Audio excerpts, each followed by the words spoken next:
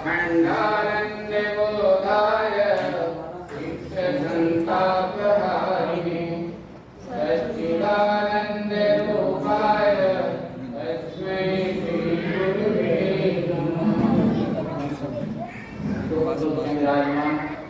परम गुरुदेव ब्रह्मनिया माता जी दिव्य शक्ति के रूप में आपके प्रांगण में शांति कुंज के प्रखर प्रज्ञा सजल श्रद्धा अखंडित परम पूज्य गुरुदेव ब्रह्मनिया माता जी की शक्ति के रूप में भरी हुई कलश उपस्थित 33 करोड़ देवताओं गायत्री माता प्रखर प्रज्ञा सजल श्रद्धा उपस्थित माताओं बहनों भाइयों, ये बड़ा ही पावन समय है जहाँ आप इकट्ठे हो। ये ऐसा समय है कि थोड़ी से आप इधर चले जाए तो खर्च में चले जाएंगे और इधर थोड़ी चले जाए तो आप उत्तर को चले जाएंगे। ऐसा समय है मानव महाविनाश की ओर बिल्कुल ठीक सीमा पे थी। यदि आपने मेहनत कर लिया, आपने सफलता की ओर आगे बढ़ गया, मैं सोचता हूँ कि ये समय धन्य हो जाए, आप धन्य हो जाएंगे। जो परम गुरुदेव ने कहा 21वीं सदी उज्जवल भविष्य, चारों तरफ विनाश की छड़ियां दिखाई पड़ती हैं, चारों तरफ हाहाकार दिखाई पड़ता है। आप देखिए कई अणु परमाणुओं का आज होड़ लगी हुई, मनुष्य के बीच में आज कितना विपन्नता छाई दिखाई पड़ती है, शत्रुता दिखाई पड़ती है। इस समय में गुरु जी ने ये विशेष समय पर हम अखंड दीप का शताब्दी मनाने का ये वो अखंड दीप है जिसमें परम गुरुदेव ने 24 लाख की 24% संपन्न किए। इन्हीं की छाया, इन्हीं की प्रकाश में ब्रह्मनिया माता जी ने 24 महापुरुष हमारे देव कन्याओं के द्वारा उसी दीप की छाया में उन्हीं के प्रकाश में संपन्न किए। शांति कुंज जैसे एक प्रखर चेतना केंद्र इसी दीपक के प्रकाश में प्रज्वलित हुई। ये वो दीपक है जो संसार को बदल देने की सामर्थ्य रखती है। ये वो दीपक है जिसमें संसार को पूरी स्नेह की प्यार की प्रकाश फैलाने के लिए ये वो दीपक। आज उसी के दीपक को आप सब लोगों के हाथ में समर्पित करने आना। ब्रह्मनिया माता जी की ओर से वन्या देवी डॉक्टर साहब ने कही है कि जाइए उन बच्चों के हाथों में वो दीपक दे आइए, ये जलते हुए दीपक दे आइए। उनका श्रद्धा के दीपक, स्नेह के दीपक, प्रेम के दीपक, सद्भाव के दीपक है। ऐसा भी दीपक वहां जुलूस निकाल देंगे, वहां दे आएंगे तो फिर आ जाएगी काम। ये सद्भावना के दीपक को प्रज्वलित करना और वो दीपक जहां लाएगी, आपको हम विश्वास दिलाना चाहते हैं, ये दीपक जहां भी चली जाएगी वहां स्नेह पैदा करेगी, सद्भावना पैदा करेगी, शांति पैदा करेगी और शांति की जो वातावरण आप देखते हैं वैसे वातावरण निर्मित। ये वो मजाक नहीं है। आज तक क्या आपने सुना कि दीपक की कहीं ज्योति कलश निकली हो? कहीं नहीं सुनी हो। पहली बार सुन रहे हैं कि दीपक की भी ज्योति कलश निकल रही है। इसमें सारे शक्तियां समाहित है। ये सामान्य सा कलश नहीं है। इसमें गंगा जी का, यमुना जी का, सारे पवित्र तीर्थों का जल अभिमंत्रित किया गया है। इसमें सारे शक्तियों को आमंत्रित किया गया है। ब्रह्मनिया माता जी ने अपने पास रख करके इसको प्रकोशित किया गया और इसको आपके पास समर्पित किया है। इसलिए भाइयों, इसके जहां जहां भी जाए, आप लोगों को उसके विधान तो बता दिया है कि आप यहाँ जा रहे हैं तो पहले पूरा निर्धारित कहाँ जा रही है, वहां पर क्या करें आप पहले से ही लोगों को इकट्ठा कर लें। जहाँ इकट्ठे होने की जगह हो, जहाँ छाया हो, पेड़ हो, वहां बैठ के दलील बिछाने बंदोबस्त करें। रथ के पहले पहुंचने के पहले वहां अब जब प्रारंभ करा जो आए हैं वो फालतू ना बैठ, माइक फालतू ना चले। वहां आप जाएं, उन्होंने कहे मौन रूप से बोलिए, गायत्री मंत्र का जप करिए, चेतना यहाँ आ रही। यहाँ पर देवता का आशीर्वाद की कलश आ रही है इस गांव को धन्य करने। इसलिए इनको आप विद्युत वातावरण में उसको ले जाइए और कोशिश मत करिए कि हमें लोग पूजा करेंगे, साहब गायत्री परिवार के लोग ही पूजा करेंगे ना।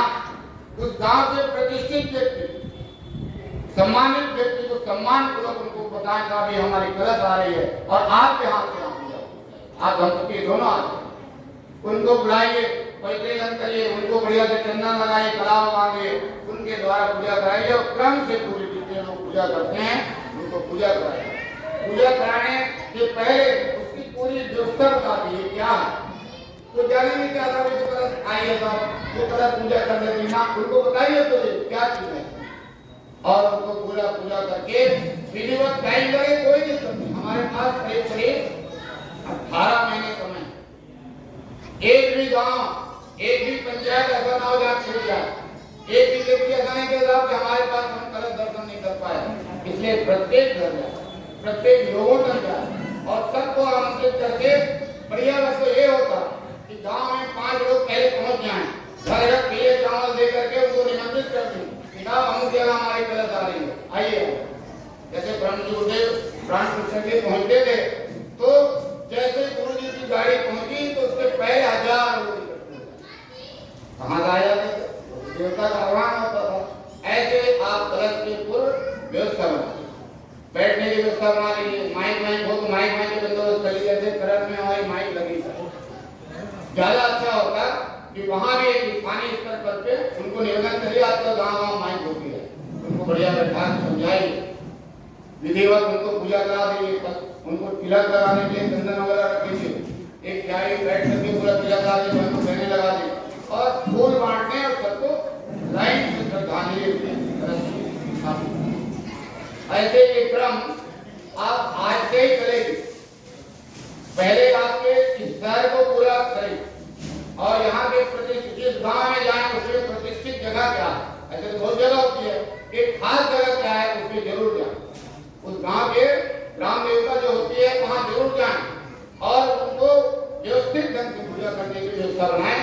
ऐसा मेरा प्रार्थना है आप सब लोगों को, क्योंकि ज्योति कलश ये सार्वभौम स्तर पर परम गुरुदेव ने कहा है कि 21वीं सदी उज्जवल भविष्य आने वाला सतयुग है, ये कलयुग के समापन का समय।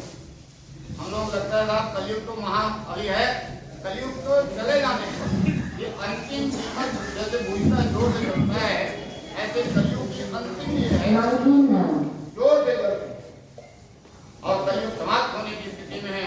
मैं चाहता हूँ ये ज्योति कलश हर भाई हर अपने उमंगों को, जैसे शक्ति पीठ में प्राण प्रतिष्ठा के लिए जो हम लोग शक्ति लगाए थे उससे कई गुना हम सब लोगों को इसमें शक्ति लगानी थी।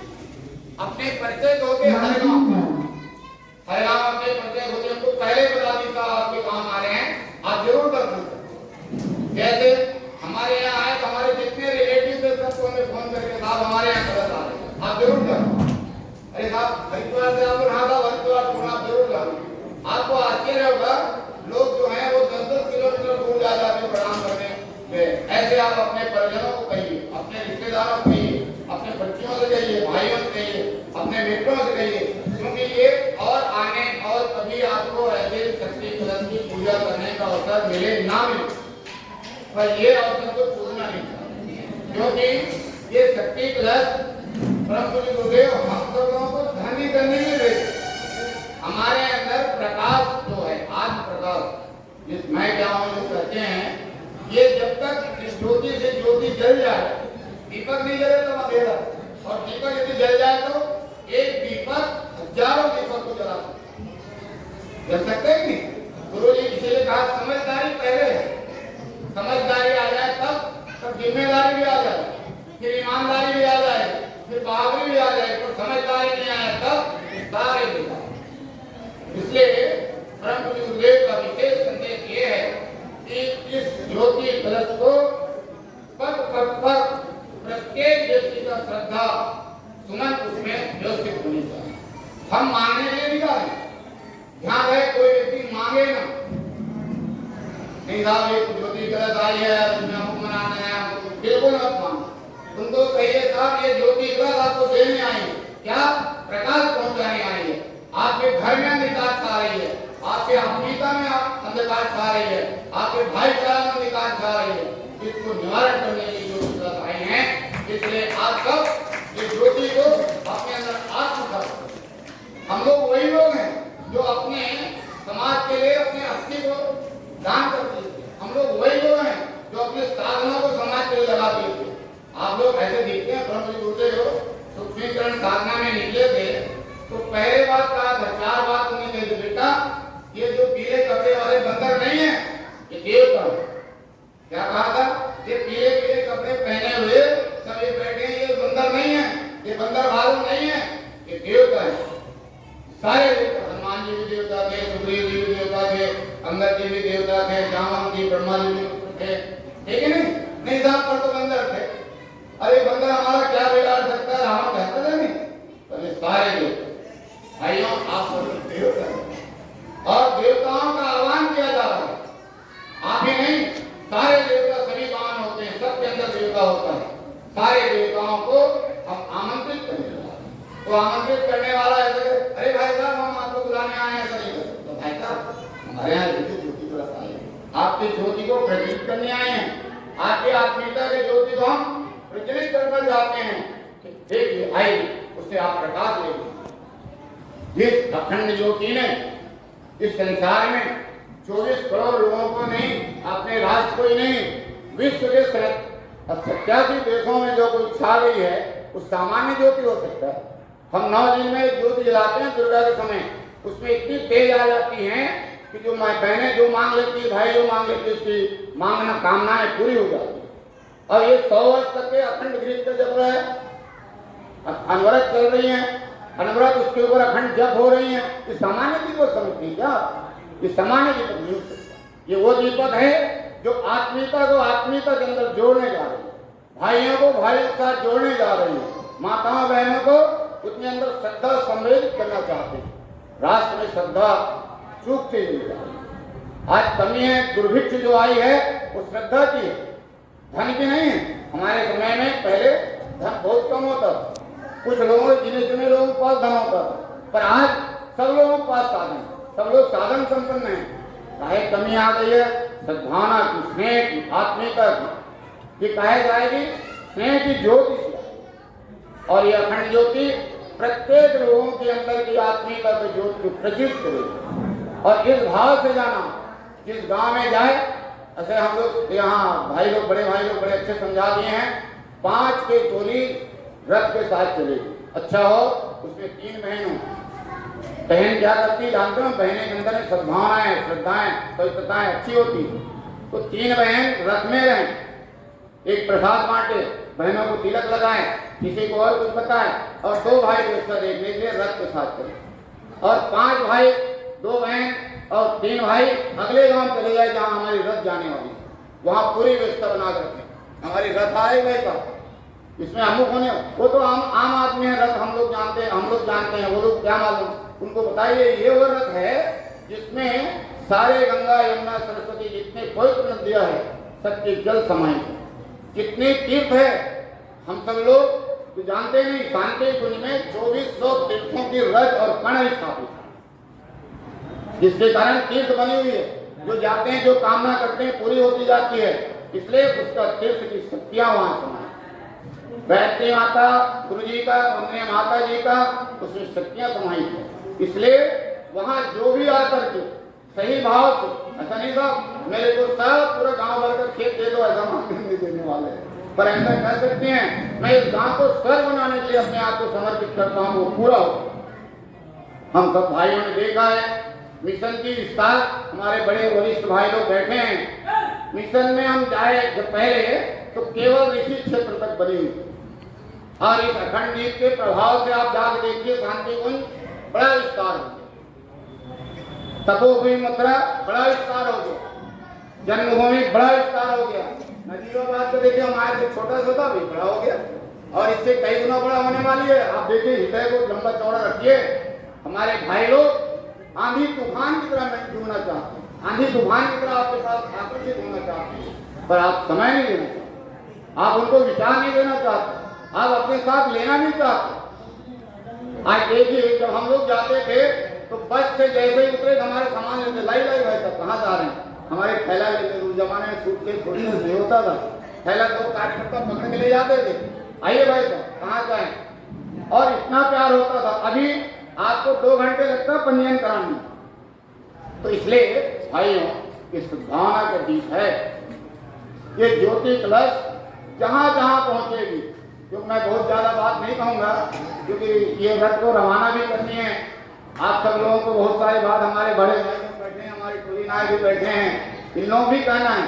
इसलिए मैं आपसे एक ही प्रार्थना करूँगा कि जितना सद्भावना पूर्ण आपकी यात्रा होगी, अहंकार पूर्ण नहीं था, हमारी यात्रा तो बड़ी जोरदार होगी, बड़ी जोरदार तभी होगी जब आप ज्यादा झुक जाएंगे, ज्यादा विनम्र हो जाएंगे, ज्यादा आप लोगों को अपने स्नेह बांट पाएंगे, तो जोरदार यात्रा होगी। परम पूज्य गुरुदेव है प्राण प्रतिष्ठा के बाद, प्राण प्रतिष्ठा के साथ उनने कहा कि शक्तिपीठ में 5000 ज्ञान घट स्थापित हो। सारे लोगों को पहले पूर्व निर्धारित था 5-5 हजार ज्ञान घट उपलब्ध होता था। पहले डब्बे बने हुए थे, आपको पुराने लोगों को मालूम होगा ज्ञान घट लिखा हुआ। और उन्होंने कहा था ये ज्ञान घट के पैसे ये शक्तिपीठ में लगेगा, शांति कुंज में कोई पैसा नहीं। क्या कहा था गुरु जी ने? ये पैसे शक्तिपीठ में लगेगी, ये शांति मिनी शांति कुंज बन गई। और परम पूज्य गुरुदेव के चढ़ावे के चरणों में भी आया तो गुरु जी ने कहा था ये शक्तिपीठ में मांगने के लिए गया था गुरु जी ने। ब्राह्मण, असली ब्राह्मण हमारे गुरु जी थे। और हम लोग उस ब्राह्मण के पुत्र हैं, शेर के पुत्र हैं तो शेर होनी चाहिए कि नहीं? हम ब्राह्मण के पुत्र हैं, इसलिए हम देने जाएं कहीं भी जाएं।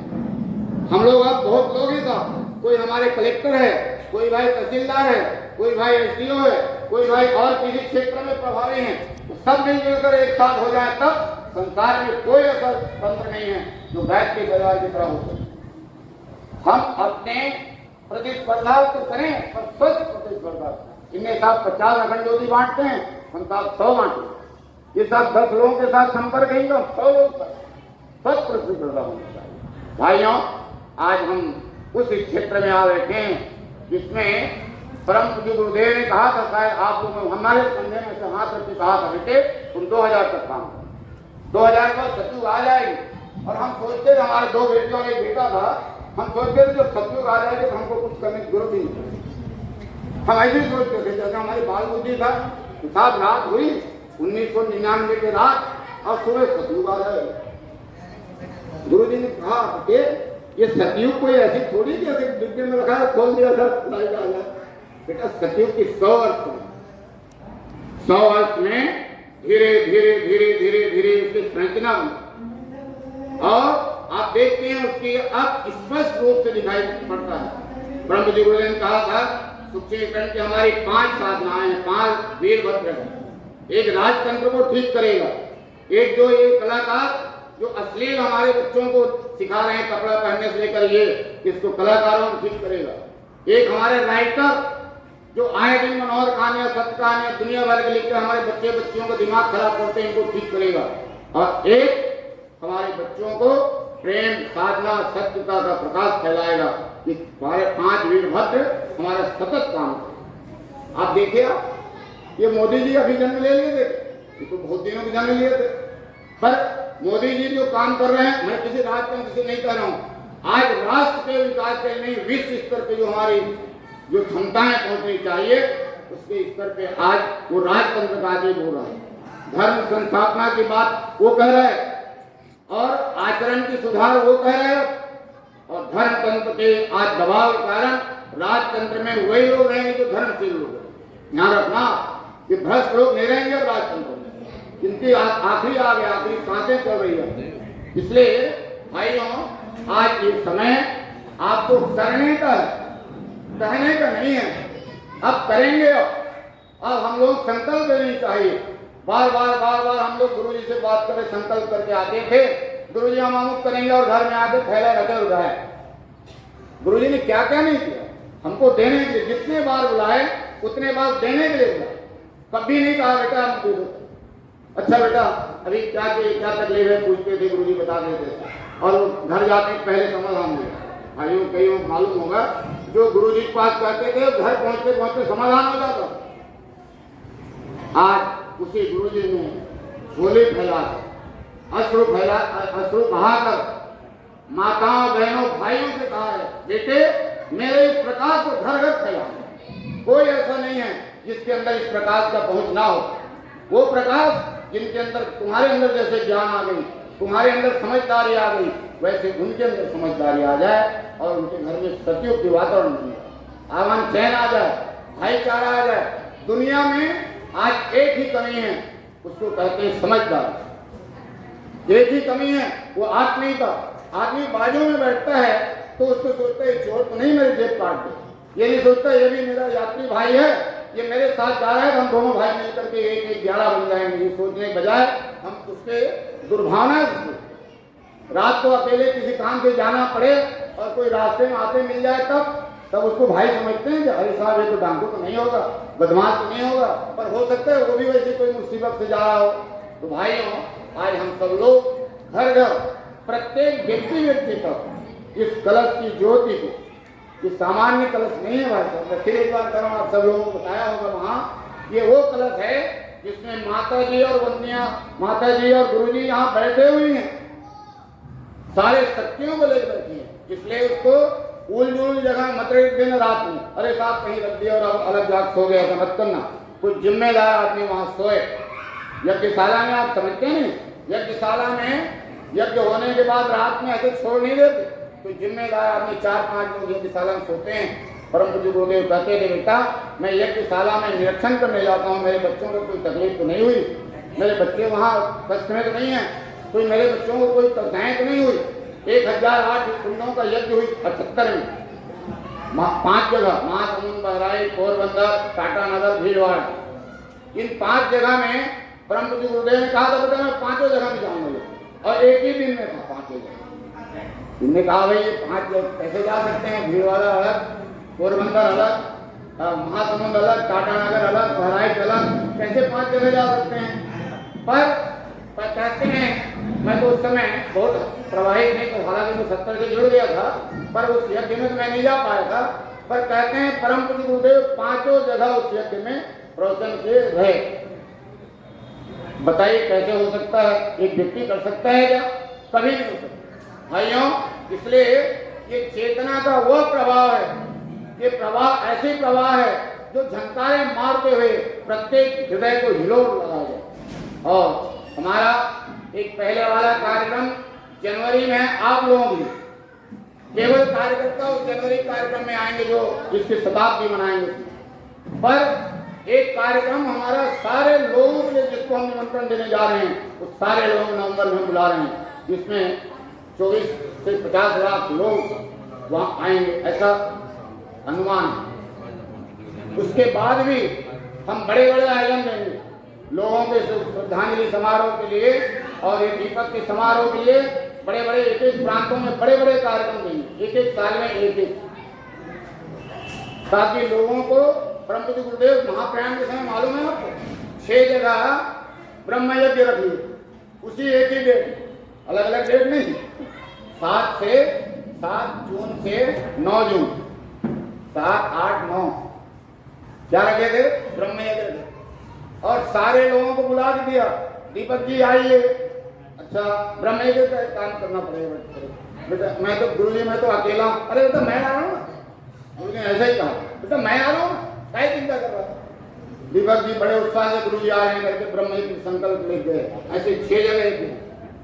और गुरु जी ने बसंतपुर में कहा था 90 की, शायद पुराने कार्यकर्ता सबको मालूम, कहा नहीं था खंडोती में, और एक पत्रक निकली थी बसंतपुर में महाकाल का अंतिम संदेश, वो पत्रक निकली थी 4 पेज, उसमें काफी लोगों का आंसू निकल आया था। महाकाल का अंतिम संदेश मतलब क्या समझते हैं? बसंतपुर में कहा था, और परम पूज्य गुरुदेव ने जून में 6 जगह ब्रह्म यज्ञ दिया, और 2 जून को गायत्री जयंती दिन परम पूज्य गुरुदेव ने अपने शरीर को समेट।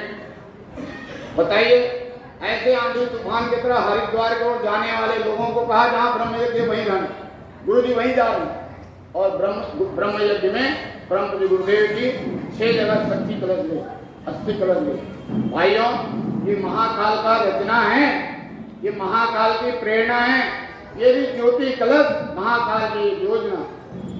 महाकाल ने आपके कंधे में अब भार देना शुरू किया है, अभी तक तो हार देते रहे, आपको हाथ से सहलाते रहे, अब हमारे परम पूज्य गुरुदेव अपने बच्चों के कंधे को टटोलना चाहते हैं कि हमारे बच्चों के कंधे में कितनी ताकत है, क्या क्या सह सकती है, और आप सब लोगों को अब इसमें आगे आना। हमारी माताओं बहनें हमारी गायत्री परिवार में आप देखेंगे बहनों की संख्या 70%, भाइयों की संख्या 30%। क्षमा करना भाई लोग नाराज मत होना, पर हमारी बहनें घर घर दीप के करती हैं, घर घर जन्मदिन मनाती हैं, घर घर पहुंच करके बच्चों के संस्कार करती हैं। भाइयों का समय कम होता है, फिर से हमारा मिशन द्रुत गति से बढ़ता है। ये हमारा अंतिम समय है और हम सब लोगों को एक बार अंतिम ताकत लगा देनी चाहिए, ताकि प्रत्येक घर में हमारा दीपक सद्भाव का, स्नेह का, ममता का, क्षमता का हर घर चला जाए। इस भाव के साथ मैं सोचता हूँ प्रत्येक माताओं बहनों को इस कलश के साथ अपनी श्रद्धा जोड़ रखनी चाहिए, अपनी स्नेह जोड़ रखनी चाहिए। पैसे कहाँ से आएगी चिंता मत करिए, प्रभु गुरुदेव ने कहा है पैसे चिंता मत करिए। भगवान जो योजना देते हैं तो पैसे भी आपके साथ रख सकते हैं। शक्तिपीठ के बारे में मालूम नहीं, शक्तिपीठ की योजना बनी तो ऐसे ऐसे लोग शक्तिपीठ के संकल्प किए तो घर पर ही अपने बनाने तो घर बनाए तो कोई दरवाजा नहीं लगा पाया, और उनने एक साल में प्रमुख गुरुदेव ने 79 में 77 में उद्घाटन हुई थी, उसी में 24 शक्तिपीठ के संकल्प लिए थे और एक साल में जिनका शक्तिपीठ बन गया था 24 शक्तिपीठ बन गया था, जिसमें अधिकांश शक्तिपीठों को प्रमुख गुरुदेव आदि पुराण पुस्तक। अच्छा बताइए साहब ये पैसे कहाँ से आ गए? और एक एक शक्तिपीठ आप घुमाई अभी यही देख लीजिए, बड़े बड़े शक्तिपीठ एक एक करोड़ रुपए के शक्तिपीठ अभी की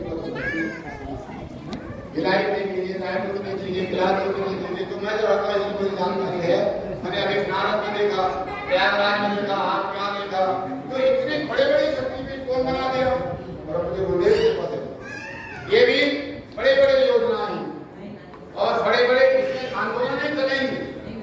ये सृजन सैनिकों का ये केंद्र है, ये पूजा आरती का केंद्र नहीं भाई, क्षमा करना मुझे, ये शक्तिपीठ पूजा केंद्र नहीं है, ये सृजन सैनिकों का ये छावनी।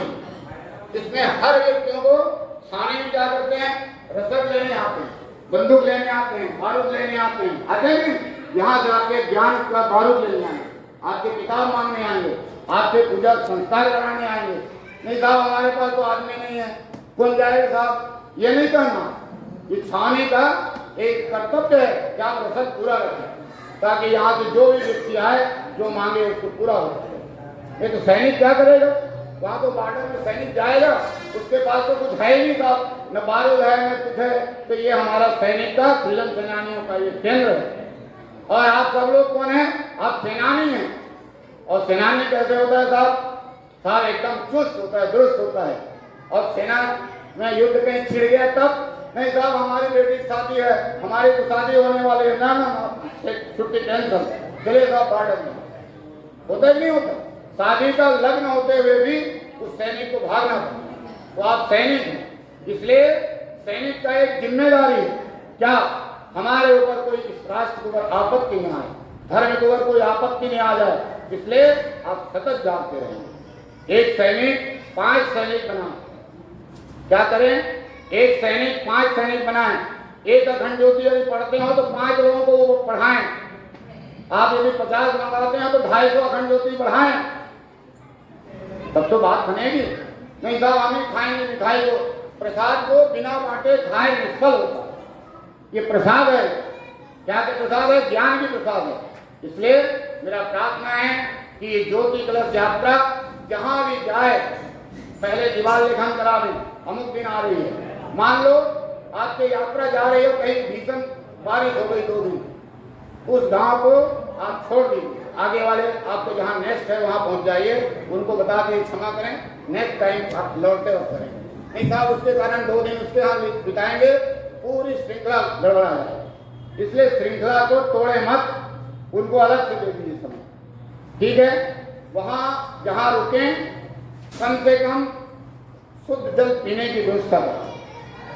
गर्मी के दिन है, कलश जा रही था और मानो 200 लोग इकट्ठे हो गए, कम से कम पीने काम कर देते। गांव में तो कई लोग खाने के, हम लोग गांव में परम गुरुदेव का 90 के बाद है, शक्ति कलश ले गए तो हमने सोचा साहब 51 गाँव में परम गुरुदेव शक्ति कलश को घुमाएंगे, 80 कलश। तो कई कई गाँव ऐसे मिले कि एक दो घर में 5-5 जगह भोजन की व्यवस्था कर दी है, जबकि हम लोग बोले नहीं थे। कितने लोग आ रहे थे?